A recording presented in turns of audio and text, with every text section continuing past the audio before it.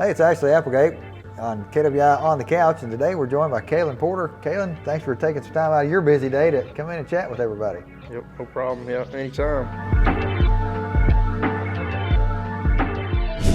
So graduated KWI, what, 2018 or so? Yeah, it was late 2018, December there it was, I think. And yeah, so about 4 years out and stuff.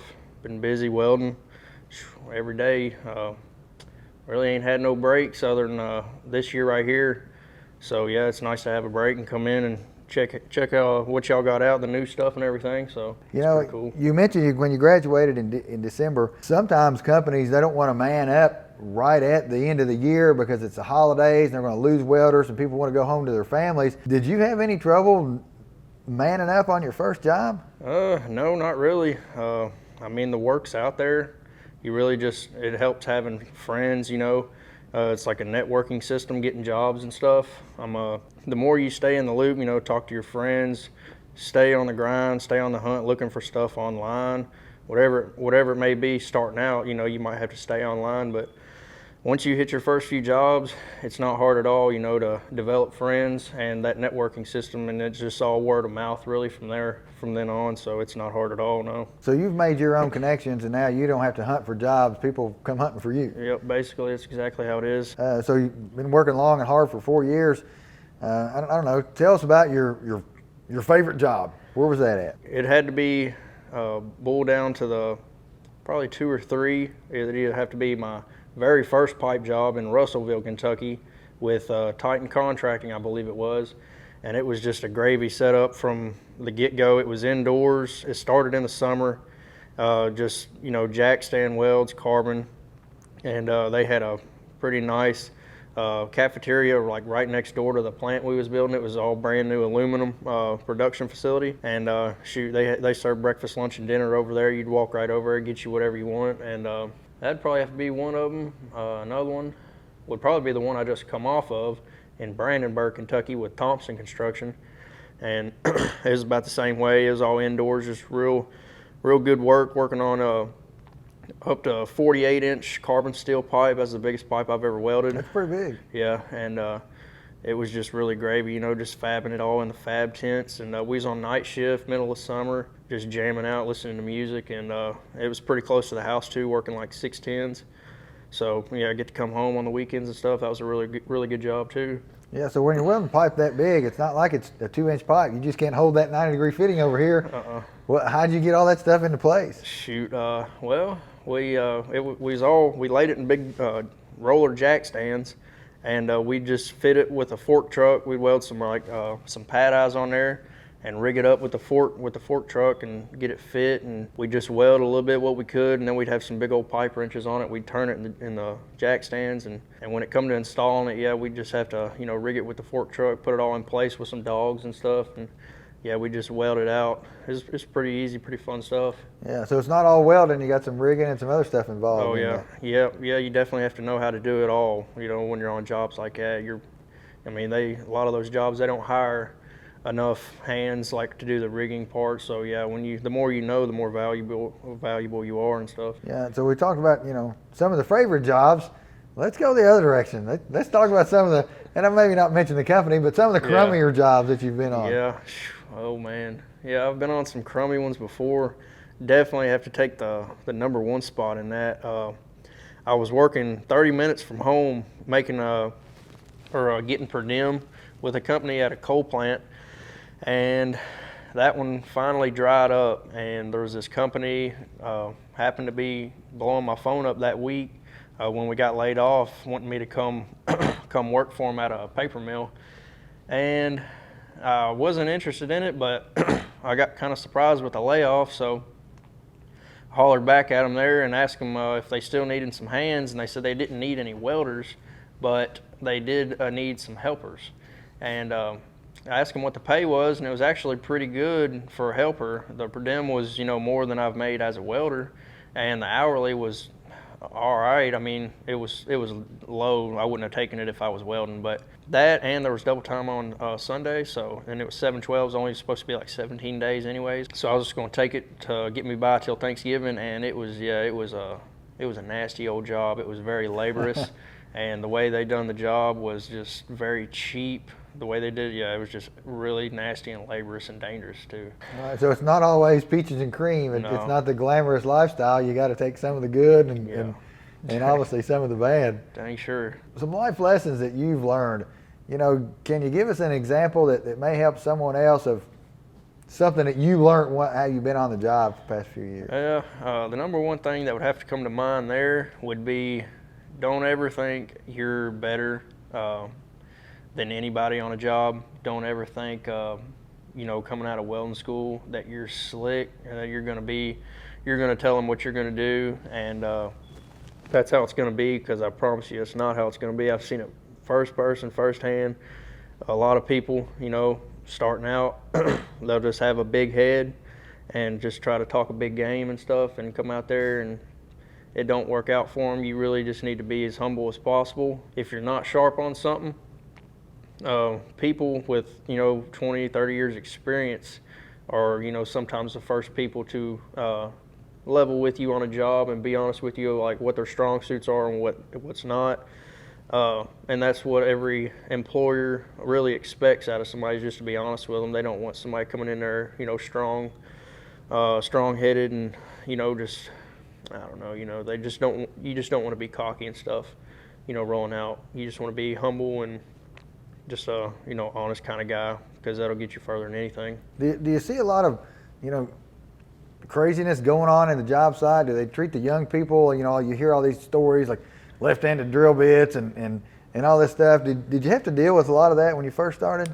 Oh yeah, there's some journeymen out there you'll run into that will probably try to mess with you and, you know, joke around with you. Like when you're young and green and stuff, you'll definitely run into some of that. But I mean, starting out, if you don't know any better, if you don't know what they're talking about, even if they are messing with you, I mean, as long as they're not trying to get you hurt or anything, I mean, it's not a huge deal. They're just, you know, just messing with you. But yeah, I've definitely run into that some, for sure. So what's your story look like? Do you travel? Do you have a camper, or do you try to find work closer to home, or motel up, or what? Yeah, I've not bought a camper yet, but I do plan on probably buying one this year. Yeah, usually ever since I've been out, I've taken a couple of jobs that I've had to go and stay in a hotel for, whether it be, you know, for months long, or sometimes I just find jobs.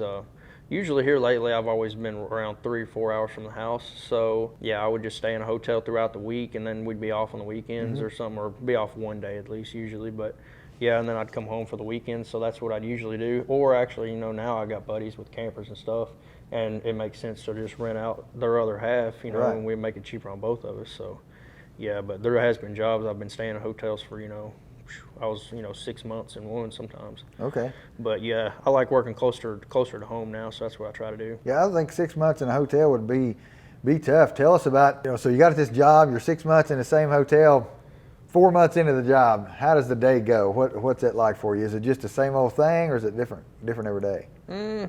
4 months into the same job, well, really, it gets easier, you know, because you just get in the routine, you know how everything works on the job. I mean, if you're kind of nearing the end, it might get a little more strict, and, you know, the crew might start pushing harder and stuff, you know, management and production and stuff like that. It may get a little more stressful and stuff, you know, with certain things, but overall, you know, most times it usually just gets easier. Okay. May have to work a little harder, but, you know, it's not too bad. Have you ever had a job where you got to run some people or have a small crew under you, be like the lead man? Yeah. One time, actually, it was on the last job I was working. We was on night shift. We ended up having a lot of fitters leave there, and we was left with one other fitter, and we had like 4 other welders too. So we really didn't have enough, you know, people to keep the other welders busy, and I was kind of the only one that knew a little bit about fitting. So yeah, it's kind of what I was doing, kind of left to do there, was just help fit and, you know, keep the other guys busy, get some welds done, some pipe in there. So that would have been the only time. Yeah, just kind of working as a lead man, like you said. So those fitting skills, where'd you pick that up? That's something you learned on the job site, or how'd you pick up? Yeah, actually, I learned it on that job that I was on there. There was a fitter I got to be pretty good buddies with, and I already had a decent idea on how to fit. I had some fitting tools and stuff, and yeah, he kind of just really showed me how to pull measurements in the field, and that's the only thing I was lacking there at the time. Showing me where to set my laser, pull my tape from, and just stuff to watch out for, center to center, all that stuff. And now I got that down pretty well pat. The only thing I'm lacking now is just kind of some rolling offsets and laying out saddles and stuff in the jack stands. Not really sharp, know how to do all that stuff yet, but yeah, basic pipe fitting skills, yeah, it's not too bad. It's pretty easy. It's what we did there. Yeah, so you're taking, becoming more than just a welder. Now you're a tool that these companies can put different places and use different places. Yeah, and that's what I did on the last job too. I put my hood down for probably the last 4 months, just because we had 3 other welders, and that's kind of basically all they was familiar with at the time. So, and I knew how to do other stuff, and they knew that, so they just had me bolting up. They would tell me where to go, how to do it.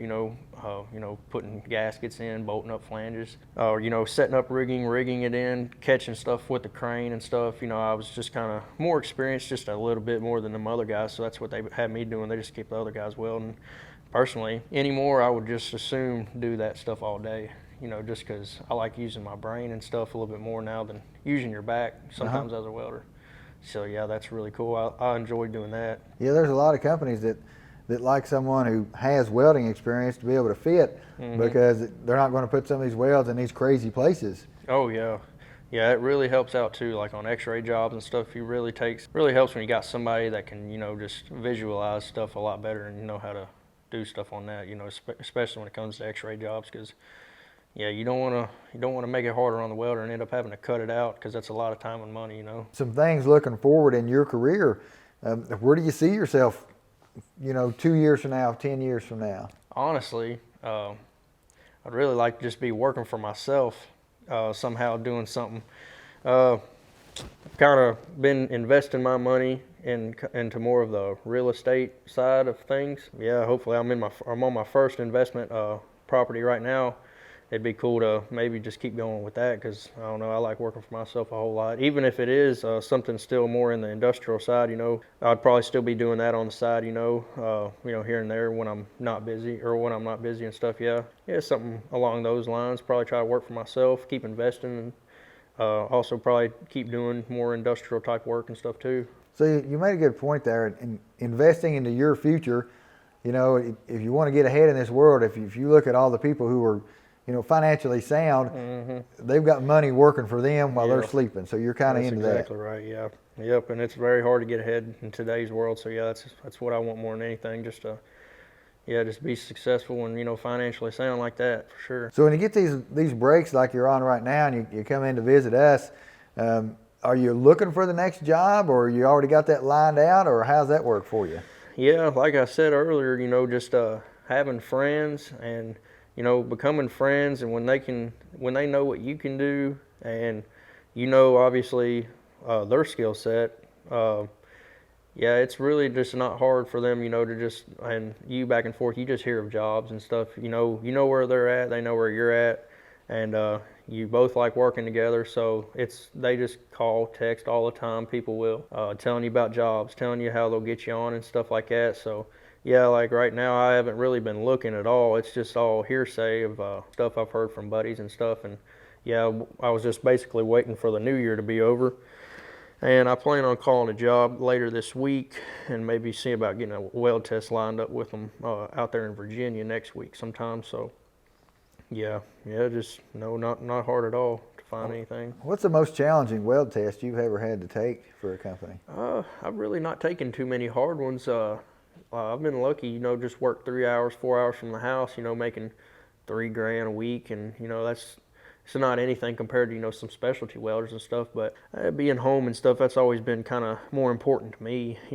I can get by on that kind of money. So yeah, just really just Schedule 10 stainless combo monsters and stuff. I think that's really about all I've had to take. All right, so the same type of test that we prepared you for here at KWI. Yeah. I know there's a lot of good people in the industry, and there's probably some jerks too out there. You You ever had a foreman that you just couldn't stand, but man, you know you had to draw a paycheck and had to work for him anyway? Yes, I have.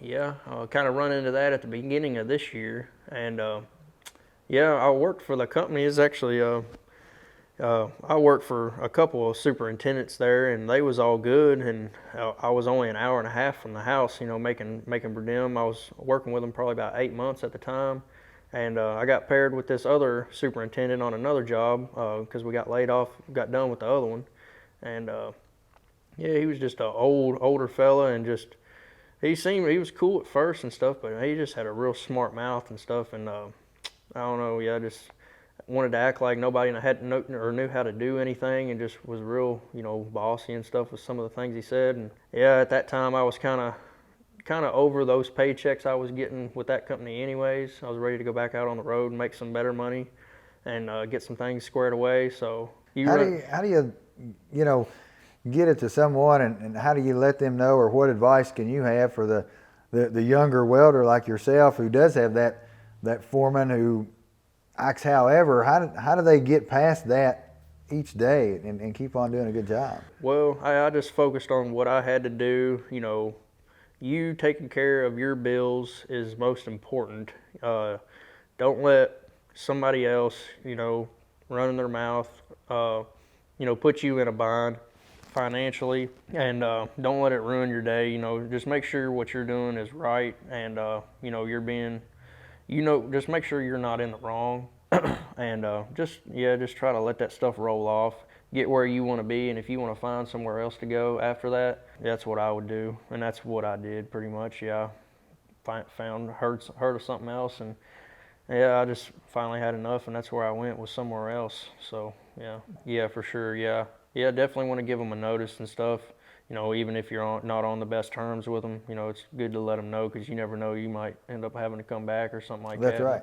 And yeah, your name is really important out here, because everybody in this trade usually bounces company to company and stuff, and it's just good to keep a good name, because that's what gets you wrecked on a lot of times. You know, sometimes the welder you work for today, or the fitter that you're fitter tomorrow, may end up be your foreman 2 months or 2 weeks from now. Yep, that is exactly right. And yeah, you don't want to make any more enemies than you have to. You don't want to make any at all, you know. But yeah, like you said right there, yeah, that for that reason, want to keep people on your good side. What made you get into welding? Well, where I'm from, here in Flemingsburg, Kentucky, it was just real popular. Welding was whenever I was a freshman in high school, and I just looked up to a lot of those seniors and stuff, and seen it was cool. Probably, you know, it was down my alley.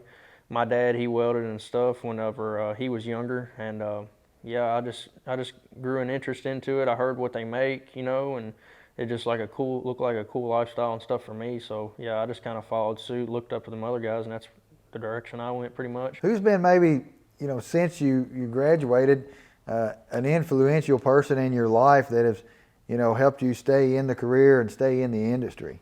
I don't know of anybody to, you know, list their name or anything, but there's just been several people I've graduated with, and you know, I've always wanted to not necessarily be the best, but just be as good as I can be. And I don't know, yeah, there's just a lot of people I've looked up to, and just liked what they did, and yeah, just try to be as best as I could be. But yeah, I don't really have anybody I could say for sure. What about a foreman that showed you something on the job that you didn't know how to do, and you're like, holy crap, I wish I would have learned this 2 years ago? Probably when I was fitting out there with on the last job, there's been some things that I've never been taught, but I've just tried to figure it out the best way that would work, and stuff, the way I would know it work, just try to figure out the best way and stuff just to make it work. But yeah, there's just basically just pipe fitting and stuff, just some things. Mm-hmm. I've just had to try to figure out on my own, and yeah, I've had to call my foreman, and maybe he'd come out there and look it over with me, and he'd give me his best insight on what he would do, and just go about it like that. Right, so it's all about communication when you get on a job site. Yeah. You know? Oh yeah. The safety on the job, you think safety is important? And you know, how are we doing as an industry keeping most of the jobs safe out here in America? Oh yeah, I know when I was in KWI, there was, you know, basic safety was really important and strict out there, and that's how it is on every job. You know, they'll want you to keep your safety glasses on, ear protection, gloves, long sleeves when you're doing hot work and stuff. So yeah, y'all do a really good job of doing that. And I see y'all got like a pipe rack and stuff out there now, and I'm sure y'all probably make them wear harnesses and stuff. So just staying tied off, wearing your basic PPE and stuff, that's what every company will want out of you, and KWI does a good job of getting you ready for that. Right. We really appreciate that. So, Kalen, anything else you want to add or talk about today? If you're looking to get into this trade, I mean, there's people needing welders everywhere. Welders, you get out there welding, you can learn more stuff like I did, learn how to fit, and then you just work your way up in the totem pole there. And I mean, there's a vast demand for it out there. So if you're looking to get into the trade, it's a good leap in the right direction if that's where you want to go. So yeah, I mean, I fully recommend you getting into the trade, coming out to this school, and you can make make some good money for yourself and stuff. So yeah, I recommend it. Well, we appreciate you coming in today and talking with us. It's been Ashley Applegate and Kalen Porter, KWI on the couch.